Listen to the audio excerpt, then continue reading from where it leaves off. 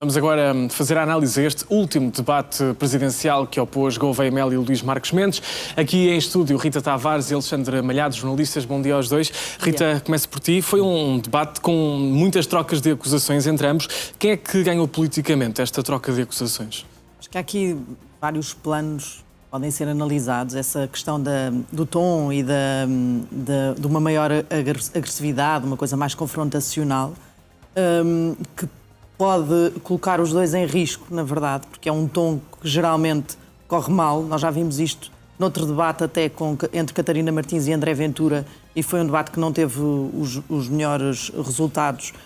Genericamente as pessoas não gostam desse tom, mas em termos de estratégia pura, de colocar o adversário num canto que é sensível para esse mesmo adversário, o Gouveia Melo conseguiu ter pontos, não é?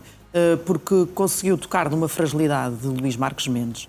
Mesmo antes desta campanha começar, já se apontava como um canto negro do candidato, que era a sua vida, a sua atividade privada, e se isso poderia influenciar e poderia representar conflitos de interesses futuros no exercício de um cargo político. Esta questão dos negócios. Exato, a questão dos negócios. Era uma questão, de resto, já tinha sido tocada por outros adversários. O próprio António José Seguro tinha tocado, mas muito ao de leve, não levando o debate para esse caminho. Claramente, uma questão também de estratégia de António José Seguro, que não quis entrar por esse caminho mais de lama, se quisermos, e de insinuações sobre o adversário, mas tocou no assunto da atividade privada e da consultoria que Luís Marques Mendes teve nos anos em que esteve fora da política.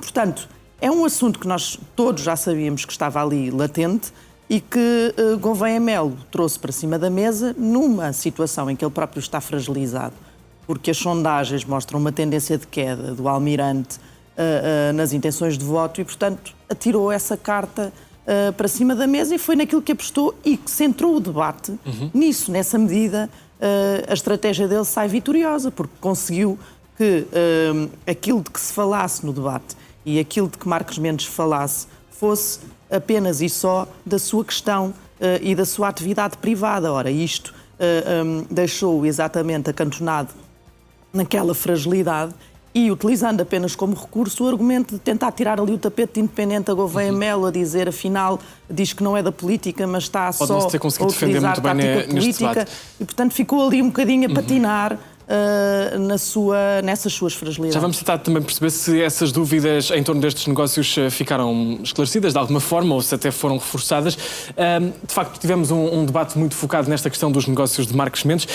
Gouveia Melo fez bem em tornar este o eixo central deste debate? Parece-me que pelo menos é uma mudança de estratégia e isso para Gouveia Melo é importante na medida em que a estratégia anterior não estava a funcionar. O Almirante tinha consciência de que as sondagens, a tendência das sondagens estava a ser de uma queda a pique e não estava a conseguir manter, aliás, aquela aura de quase de Dom Sebastião que ganhou com as vacinas, não é? E, portanto, pelo menos é uma mudança de estratégia, está a tentar algo novo e conseguiu, pelo menos...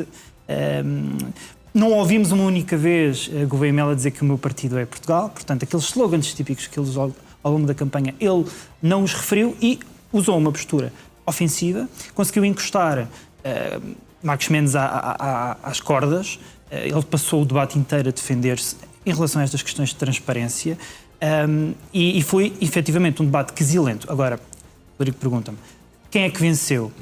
Novamente, como a Rita explicou bem, depende deste prisma.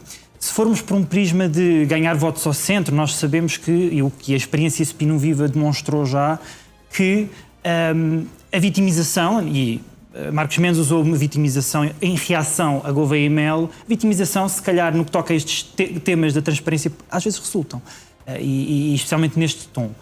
Se o Rodrigo me perguntar, será que é por uma questão por uma questão de retórica e de conteúdo? Eu diria também que Gouveia Melo venceu e para o eleitor, pelo menos eu olhando para enquanto eleitor, enquanto cidadão, até foi útil porque, efetivamente, Marques Mendes, quando se questiona Marques Mendes qual o trabalho, como é que se compartimentaliza o que ganha na Abreu e como trabalha na Abreu, não consegue responder. Trabalho jurídico, a pessoa que está em casa e ouve trabalho jurídico pensa, está a defender um cliente num determinado caso, está a passar atos jurídicos, está a fazer trabalho. E ele não tem sabido esclarecer. Mas aqui a questão é que se calhar não foi só isso que Marcos Mendes fez na Abreu, se calhar facilitou contactos, abriu portas, e é uma coisa importante para um eleitor ir informado para as urnas, e eu, enquanto eleitor, e quem está em casa, se calhar este debate foi útil. Quer dizer que as dúvidas estão a aumentar, têm aumentado em relação aos negócios de Marcos Mendes e que Gouveia Mel soube jogar bem?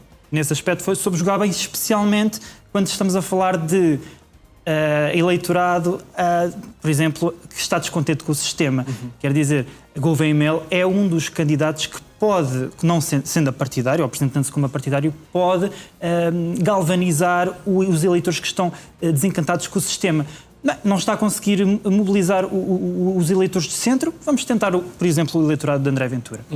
Voltando aqui também à questão das sondagens, quando Marcos Mendes diz que o Almirante dilapidou a popularidade, ele está a fazer uma leitura correta, enfim, desta campanha e destes debates? Está a tentar defender-se mais uma vez, estava a tentar defender-se mais uma vez dos ataques que vinham do outro lado. É nessa medida em que ele fala desse dilapidar do património.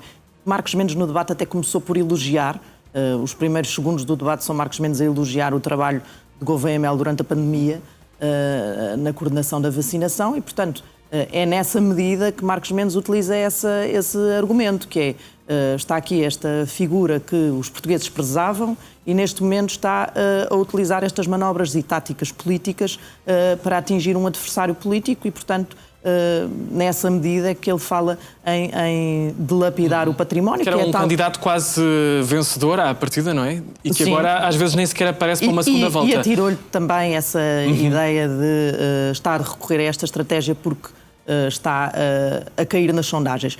Mas isto também é interessante dizer uma coisa que isto é um bocadinho a estratégia de Marcos Mendes. A resposta de Marcos Mendes foi uma espécie de cópia daquilo que Luís Montenegro fez no caso Spinum Viva, que foi dizer que estão a ser levantadas apenas suspeições, que não há nenhuma ilegalidade naquilo que ele fez, que foi apenas uma atividade profissional e quando se faz, nomeadamente, quem tem um argumento, um nível de argumentação mais antissistema, diz precisamente isso dos políticos, que os políticos só se dedicam à atividade política e conhecem pouco a realidade do país. Portanto, o que Luís Montenegro e agora Marcos Mendes fazem e dizem para se defenderem é que, de facto, quando estão fora da atividade política, quiseram ter uma atividade privada, quiseram ter uma atividade profissional e, portanto, não fizeram nada que não fosse legítimo. E aí Marcos Mendes utiliza toda essa argumentação para sacudir dos ombros esse peso que ele sabe que tem e que não é de hoje e que toda a gente já previa que fosse para cima da mesa nestas presidenciais. Sendo inevitável o paralelismo com o caso Spinum Viva. É inevitável e o paralelismo encaixa que nem uma luva quando vemos como a estratégia de defesa de Marcos Mendes, que é tal e qual aquela que Luís Montenegro fez de vitimizar-se relativamente aos ataques. Vitimizar e até desvalorizar, de certa forma. E dizer que é uma atividade profissional legítima e que as pessoas, quando estão fora da política, têm de trabalhar e têm de ter essa atividade, têm de ter algum rendimento e que foi aquilo que Luís Marcos Mendes fez. Depois, há aqui outro ponto, que é, em termos de convencer eleitorado, que esses debates também servem para isso, e sobretudo quando há um grande nível de indecisos, eu acho que é interessante ver que se há ali duas pessoas em confronto que estão, de um lado, a disputar o centro, do outro lado também, no caso de Luís Marcos Mendes, a tentar não perder pessoas que possam ficar encantadas pelo discurso antissistema, a verdade é que Luís Marcos Mendes joga mais ali no campo do centro e nessa medida eu acho que um dos principais vencedores do debate de ontem há de ter sido António José Seguro, que nem sequer estava no debate, porque é uma figura que compete com estes dois e que pode ter ganho. Agregar. E pode ter ganho quando o tom é mais conflituoso, ele surgir como um candidato mais moderado e que não entra por esses campos. E, por outro lado, um candidato que não tem essas fragilidades de Luís Marcos Mendes, porque a sua atividade privada não foi no âmbito de consultoria, não foi no âmbito de escritórios de advogados.